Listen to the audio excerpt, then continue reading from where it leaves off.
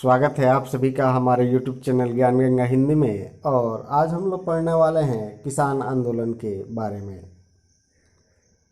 आइए वीडियो शुरू करते हैं। दिया है कि 19वीं सदी के उत्तरार्ध में भारतीय अर्थव्यवस्था पर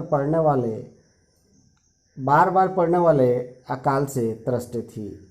यानी भारत की जो अर्थव्यवस्था थी अकाल पड़ने की वजह से बहुत ही ज़्यादा खराब हो चुकी थी। भूख से लाखों कृषक अन्य कमज़ोर वर्ग के लोगों की मृत्यु हो रही थी। 1876 से 78, फिर 96 से 97 और 99 से 1900 के भीषण दुर्भिक्ष से यह स्पष्ट होता है कि उत्पीड़क भूमि कर नीति का क्या फल होता है। यानी अकाल जो पड़ा कब से कब, तो एक 76 से 77 के बीच और दूसरा 1896 से 97 के बीच और तीसरा 1899 से 1900 के बीच। यानी लगातार 3 अकाल पड़ना निश्चित तौर पर यह बहुत ही ज़्यादा दुखदाई है। तो इन 3 यह पता चल गया कि अंग्रेज़ों की जो कर नीति है, भूमि की कर जो नीति है, उसका क्या फल होना है। यानी अंग्रेज़ों की उत्पीड़क भू नीति की वजह से ही बड़ी संख्या में लोगों की मृत्यु हो रही थी। भारत में भिन्न भिन्न जगहों पर इसके खिलाफ किसानों ने आंदोलन किए, जिसके परिणाम स्वरूप अंग्रेजी भू राजस्व नीतियों में परिवर्तन और टेनेसी एक्ट पारित किए गए, परंतु ये पर्याप्त नहीं थे। यानी भूमि सुधार एक्ट पारित किए गए लेकिन वो ज़्यादातर प्रभावी नहीं थे। परिणाम क्या हुआ कि किसानों में एक रोष की भावना जागृत हुई। कांग्रेस की स्थापना 1885 के बाद प्रारंभिक 20 वर्षों तक कृषक समस्याओं को लेकर कोई विशेष कार्य नहीं हो पाया। यानी कांग्रेस की स्थापना हुई, कांग्रेस जो थी हर अधिवेशन में किसानों की समस्याओं को रखती थी, लेकिन कुछ ठोस कदम नहीं उठा पाई थी। हालांकि कांग्रेस अपनी हर अधिवेशन में इस विषयों पर ध्यान देने का प्रयास करते थे। किन विषयों पे? कृषक की समस्याओं के समाधान के विषयों पर, लेकिन कुछ खास लाभ नहीं होता था। महात्मा गांधी के भारतीय राजनीति में पदार्पण के साथ ही किसान आंदोलन को एक नई दिशा मिली, और जैसे ही महात्मा गांधी भारतीय राजनीति में सक्रिय हुए तो किसानों को भी एक आंदोलन की दिशा मिली। भारत के विभिन्न जगहों पर हुए प्रमुख किसान आंदोलन जिन्होंने राष्ट्रीय आंदोलन का पथ प्रदर्शक किया, कुछ इस प्रकार हैं। तो आइए अब हम लोग देखते हैं कि कौन कौन से किसान आंदोलन किस तरीके से हुए और क्या इसका फायदा भारत के किसानों को मिला। तो इसमें पहला है चंपारण आंदोलन 1917। ये देखते हैं ये क्या था। तो बंगाल और बिहार के नील उत्पादक किसानों की स्थिति बहुत ही दयनीय थी। विशेषकर बिहार में नीलहे गोरों द्वारा तिनकठिया व्यवस्था प्रचलित की गई थी, जिसमें किसानों को अपनी भूमि के 3/20 हिस्से पर नील की खेती करनी होती थी। यानी बिहार और बंगाल के जो नील की खेती करने वाले किसान थे, उनकी हालत बहुत खराब थी। कारण क्या था कि यहाँ तिनकठिया पद्धति चलती थी, और तिनकठिया पद्धति में क्या होता था कि अगर आपके पास 20 कट्ठा ज़मीन है तो आप उसमें 3 कट्ठा ज़मीन पर क्या करेंगे? नील की खेती करेंगे, और वो भी 3 कट्ठा वो ज़मीन होगी जो सबसे ज़्यादा उपजाऊ होगी। ऐसे में नील की खेती करने से एक तरफ जहाँ भूमि की उर्वरा शक्ति खराब होती थी, वहीं सबसे ज़्यादा उपज वाली भूमि पर नील की खेती करना पड़ता था। तो इस वजह से भारत के बंगाल और बिहार के जो किसान थे उनकी दशा बहुत खराब थी। यह सामान्यतः सबसे उपजाऊ भूमि होती थी। किसान नील की खेती नहीं करना चाहते थे क्योंकि इससे भूमि की उर्वरा कम हो जाती थी। यद्यपि 1908 में तिनकठिया व्यवस्था में कुछ सुधार लाने की कोशिश की गई थी, परंतु इससे किसानों की गिरती हुई हालात में कोई परिवर्तन नहीं हुआ। बागान मालिकों को अपनी उपज का एक निश्चित धनराशि केवल उन्हें ही बेचने के लिए बाध्य करते थे और यह राशि बहुत ही कम होती थी। इस समय जर्मनी के वैज्ञानिकों ने कृत्रिम नीले रंग का उत्पादन करना शुरू कर दिया था, जिसके परिणाम स्वरूप विश्व के बाजारों में भारतीय नील की मांग गिर गई। अब देखिए हुआ ये कि एक तरफ तो 3/20 हिस्से पर खेती करना है, सबसे उपजाऊ जमीन पे खेती करना है, आप सबको बेच नहीं सकते हैं, केवल जो बागान मालिक है उन्हीं को बेच सकते हैं, और बागान मालिक जो है बहुत कम पैसे में आपसे ये नील खरीद लेते थे। तो ऐसी स्थिति में चारों ओर से देखा जाए तो किसानों को उत्पीड़न का सामना करना पड़ता था। ऐसे में एक घटना और घटी, और वो घटना ये थी कि जर्मनी के वैज्ञानिकों ने कृत्रिम नीले रंग का उत्पादन करना सीख लिया था। अब कृत्रिम नीले रंग के उत्पादन होने की वजह से जो नील की ज़रूरत थी वो बहुत ज़्यादा घट गई, और इससे बागान मालिकों ने क्या किया, इसमें भी उन्होंने अपनी मुनाफेगिरी नहीं छोड़ी।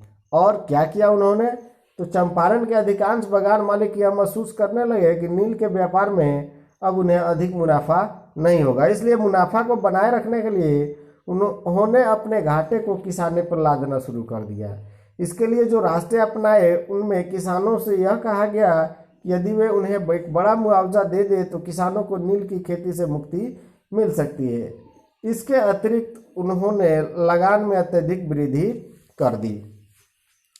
जब जर्मनी के कृत्रिम नील बिकने लगे तो भारत से जो नील बनते थे उसकी मांग घट गई, और इससे बागान मालिकों को नुकसान होने लगा। तो बागान मालिकों ने अपने नुकसान की भरपाई किसानों से करनी शुरू की। इसके लिए उन्होंने क्या किया कि किसानों पर और ज़्यादा कर बढ़ा दिया। दूसरी ओर कहा कि अब अगर जो किसान नील की खेती नहीं करना चाहता है वो मुझे एक बहुत बड़ा राशि दे दे, मुआवजा दे दे, और बदले में मैं उसे खेती करने से यानी नील की खेती करने से मुक्त कर दूंगा। तो ये काम किया गया कि अगर आप ऐसा करते हैं तो हम जो है आपको नील की खेती से मुक्ति दे सकते हैं। नीलह के इस अत्याचार से चंपारण के किसान जो थे वो बहुत ज़्यादा त्रस्त थे। इसी समय 1916 ईस्वी में कांग्रेस के लखनऊ अधिवेशन में चंपारण के ही एक किसान राजकुमार शुक्ल ने सबका ध्यान इस ओर यानी इस समस्या की ओर आकृष्ट कराया तथा महात्मा गांधी से चंपारण आने का अनुरोध किया। जब गांधी जी मोतिहारी यानी चंपारण पहुंचे तो उनकी उपस्थिति में जन शांति के लिए एक खतरा समझा गया। यानी जब राजकुमार शुक्ल महात्मा गांधी से मिले और उन्होंने आग्रह किया कि महात्मा गांधी बिहार के चंपारण चले और वहां किसानों की समस्याओं को सुने, इस बात को लेकर जब महात्मा गांधी चंपारण पहुंचे तो उनकी उपस्थिति को देखने के लिए एक बहुत बड़ी भीड़ जो थी चारों ओर से रेलवे लाइन के खड़ी थी। तो दोनों तरफ से जो रेलवे लाइन के लोग थे वो घेर रखे थे, और इससे सरकार को ये लगा कि अब कोई अनहोनी होने वाली है। इसलिए उन्होंने महात्मा गांधी की उपस्थिति को जन शांति के लिए एक खतरा माना और उन्हें अल्टीमेटम दिया कि वे चंपारण छोड़कर चले जाएं। परंतु गांधी जी वहां की जनता के प्रति अपने दायित्व को समझते हुए इस आदेश को मानने से इनकार कर दिया, और महात्मा गांधी ने इस बात को मानने से इनकार कर दिया कि वे चंपारण छोड़ के कहीं जाने वाले हैं। तत्काल ही उन्हें गिरफ्तार कर जिला न्यायालय में मुकदमा चलाया गया, और जब उन्होंने अवहेलना की, जाने से इनकार किया, तो उनको गिरफ्तार कर लिया गया और गिरफ्तार करके उन पर जिला न्यायालय में मुकदमा चलाया गया। परंतु बिहार सरकार के कमिश्नर और जिला न्यायालय को यह आदेश दिया कि इस मुकदमे को वापस ले लिया जाए, और जब महात्मा गांधी पे मुकदमा चल रहा था जिला न्यायालय में, तो बाहर बहुत बड़ी भीड़ जो थी वो जिला न्यायालय को घेर चुकी थी। तो ऐसे में लग रहा था कि अब विस्फोट हो ही जाएगा, यानी जनता जो थी बहुत ज़्यादा उग्र हो गई थी। ऐसे में महात्मा गांधी को छोड़ दिया गया और कहा गया कि वे इसके साथ गांधी जी को किसी भी प्रकार के आंदोलन करने से निषेध किया गया और कहा गया कि आप किसी भी तरह का कोई आंदोलन नहीं करेंगे। लेकिन उन्होंने किसानों के कष्ट के बारे में जानकारी हासिल करने की पूर्ण स्वतंत्रता दे दी गई, यानी उनको कहा गया कि आप जाएं और किसानों की हालातों का जायजा लें, लेकिन किसी भी तरह का आंदोलन आप नहीं करेंगे।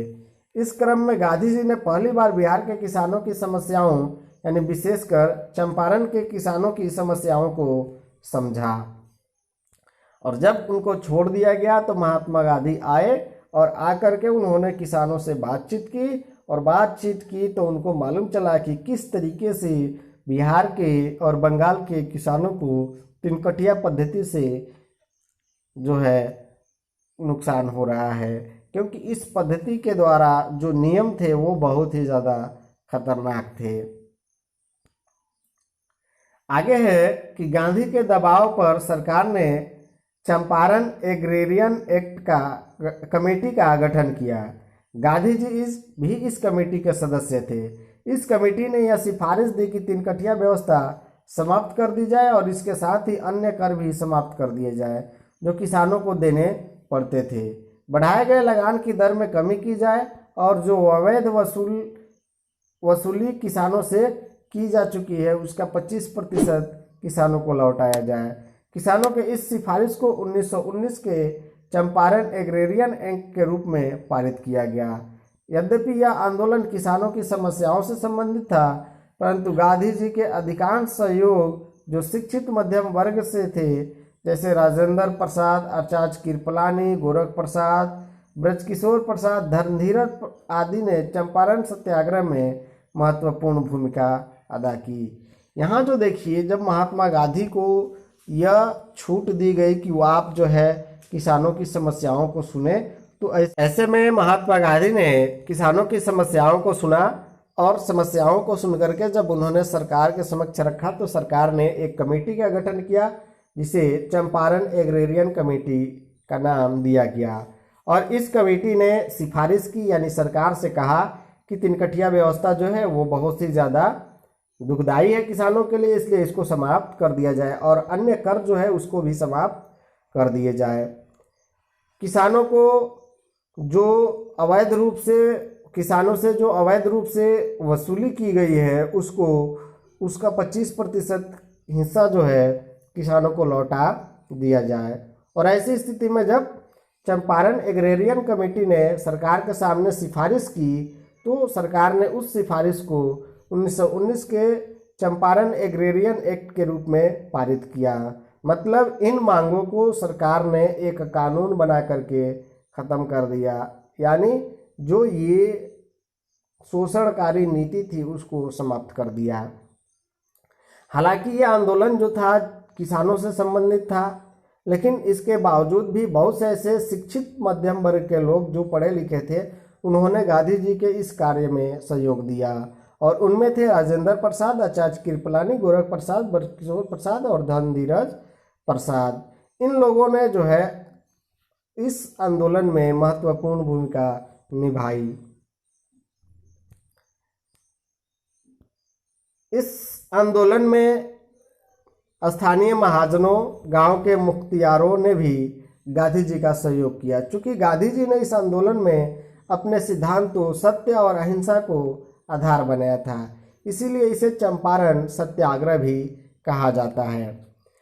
अब इसमें बहुत से लोगों ने सहयोग दिया। कारण क्या था कि उनका जो सिद्धांत था कि सत्य और अहिंसा, तो इससे आधार बनाने की वजह से ही बहुत से ऐसे शिक्षित मध्यम वर्ग के लोग और महाजन या गांव के जो पढ़े लिखे लोग थे, जानकार लोग थे, उन लोगों ने महात्मा गांधी का सहयोग किया और महात्मा गांधी के द्वारा किए गए इस सत्याग्रह को चंपारण सत्याग्रह भी कहा जाता है।